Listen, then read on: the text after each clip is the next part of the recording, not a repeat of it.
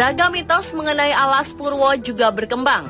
Salah satunya adalah mitos jika tersesat di dalam hutan ini, maka kecil kemungkinan untuk bisa keluar. Bahkan jika meninggal di dalam hutan, jasadnya tak bisa ditemukan. Benarkah demikian?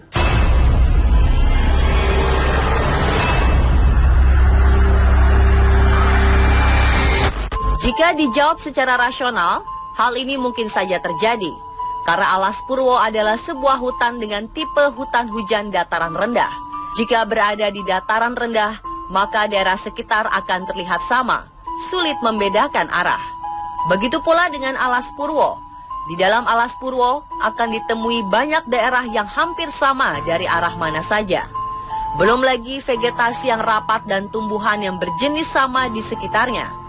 Jika seseorang masuk ke Alas Purwo tanpa menggunakan peralatan yang memadai dan persiapan yang benar-benar matang, tidak akan mudah untuk dapat keluar dari hutan. Hal ini bukan karena Alas Purwo merupakan tempat kerajaan jin atau sebagainya, melainkan karena sulitnya medan di Alas Purwo dan memungkinkan seseorang mengalami disorientasi posisi ketika memasuki Alas Purwo. Selain tingkat kesulitan medan, sisi mistis Alas Purwo seolah melengkapi mitos ini.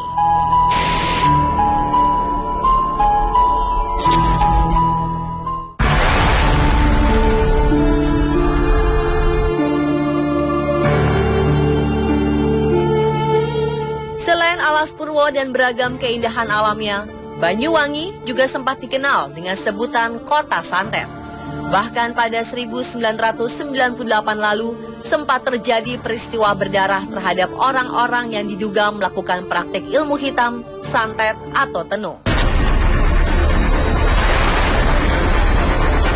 Namun ternyata para korbannya bukan dukun santet, melainkan guru mengaji, ulama, dukun suwo, atau penyembuh, dan tokoh-tokoh masyarakat seperti ketua RT atau RW. Berita ini menjadi momok tersendiri bagi suku asli Banyuwangi yang menyebut diri mereka suku Osing. Warga Osing yang konon dikenal piawai ilmu kesaktian warisan dari kerajaan Blambangan pun turut menjadi korban, hingga nama suku Osing terpinggirkan. Nyatanya, yang terjadi tak seperti yang dibicarakan banyak orang. Saya ingin klarifikasi ya tentang isu santet yang santer kemarin. Mungkin itu sudah identik dengan Banyuwangi. Nah, padahal kalau santet di Banyuwangi mungkin semua orang membutuhkan. Kenapa? Santet di Banyuwangi itu yang tadinya orang tidak suka jadi suka. Itu santet Banyuwangi. Sementara santet yang isu kemarin itu kan santet yang mematikan. Artinya itu bukan Banyuwangi. Bisa jadi orang luar berulah di Banyuwangi hingga membawa nama buruk Banyuwangi. Siapakah suku Osing? Dahulu suku Osing merupakan keturunan kerajaan Blambangan, salah satu kerajaan di Jawa Timur yang hadir di sekitar abad ke-18 untuk menutup identitas dari pemerintahan Belanda.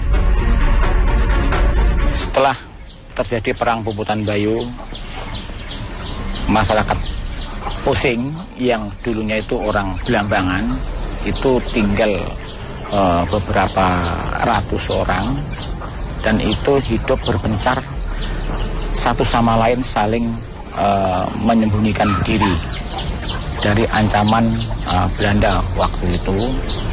Karena waktu itu setelah orang Osing itu dianggap sudah habis, tapi masih ada keraguan dari Belanda ini, hingga ditanya, kamu orang Blambangan?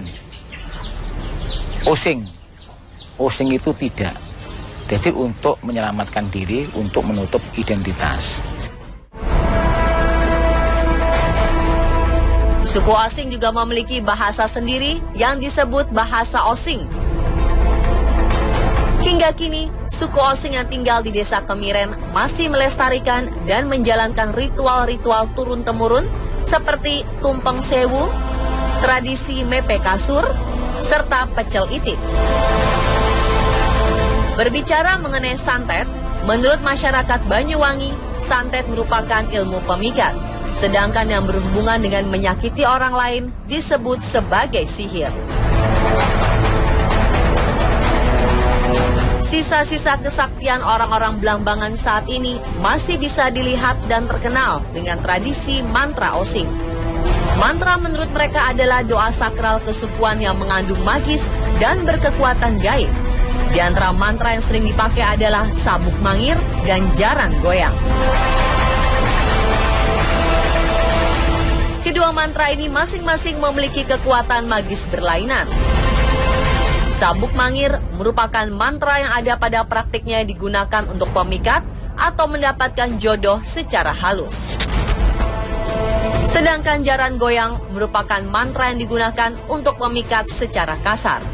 Biasanya pria atau wanita yang sakit hati pada seseorang akan menggunakan mantra jaran goyang untuk membuat pria atau wanita idamannya berbalik jatuh hati dan memohon-mohon cintanya, bahkan memilih mati jika tidak mendapatkan yang memiliki aji jaran goyang. Maka itu Pak Pur memiliki pesan tersendiri mengenai mantra-mantra ini. Mungkin untuk cewek-cewek, ya kalau memang ditembak sama cowok, kalau mau menolak, ya pakailah dengan cara yang elegan, yang halus, tidak membuat cowok itu tersinggung. Nah kalau itu tersinggung, ya bisa jadi nanti akan jaran goyang berbicara di situ. Masyarakat suku Osing di desa ini juga masih melestarikan rumah adat mereka yang sangat unik. Selain arsitekturnya yang khas, rumah Osing syarat akan filosofis dan mistis. Salah satunya, setiap rumah Osing hanya boleh berdiri menghadap utara dan selatan, serta berlantaikan tanah. Sejumlah warga sepuh menyebut ini merupakan upaya tolak bala terhadap gangguan ilmu hitam, termasuk santet. Petilasan di daerah persawahan ini merupakan petilasan keramat bagi masyarakat desa Kemiren. Inilah petilasan Buyut Cili. Masyarakat Osing meyakini bahwa Buyut Cili adalah sosok yang mengayomi dan menjembatani doa mereka kepada Tuhan. Petilasan Buyut Cili sendiri berada di sekitar persawahan Duku Sukosari, Dusun Kedalaman, Desa Kemiren. Menurut tetua adat, Pak Pur, petilasan Buyut Cili sudah ada sebelum Desa Kemiren ada dan berkembang seperti sekarang. Untuk menghormatinya, warga Osing secara rutin menggelar sesaji setiap Kamis dan Minggu. Begitu dekat secara spiritual dengan Buyut Cili, masyarakat di sini tidak ada yang berani tidur dengan kaki mengarah ke makam. Banyak yang mendatangi petilasan Buyut Cili untuk berdoa dan mengungkapkan rasa syukur atas apa yang telah mereka dapatkan. Menariknya, mereka yang datang tak hanya berasal dari masyarakat Osing saja, melainkan hingga luar desa.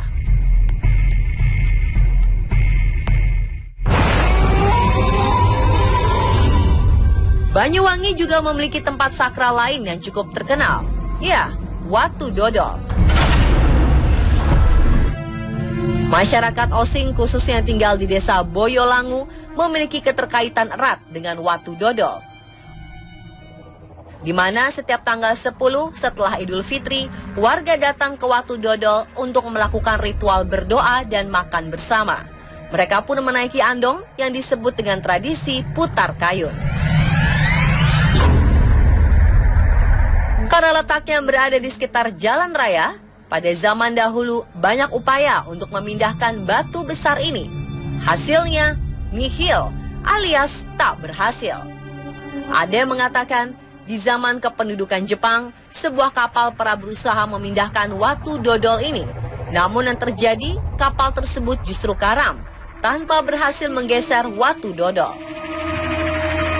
Tetapi jika secara kajian geolog ternyata terdapat sebuah alasan ilmiah mengapa Watu Dodol tidak dapat dipindahkan.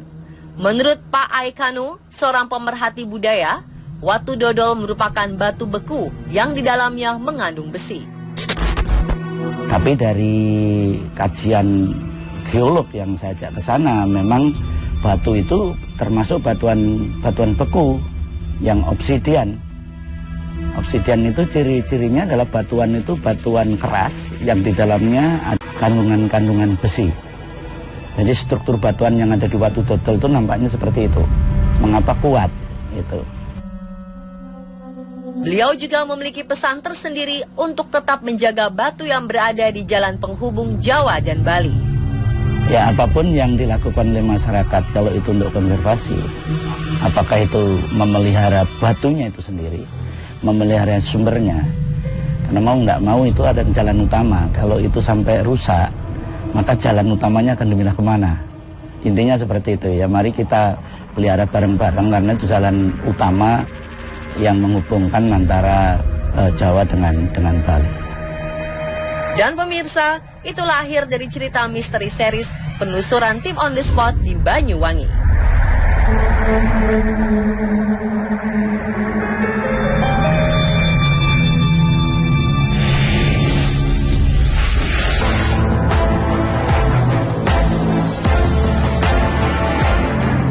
Sebuah keluarga merekam sosok misterius saat sedang berselfie di dalam bioskop. Benarkah sosok ini merupakan penampakan makhluk halus atau hanya editan fotografi semata? Tetap di On The Spot.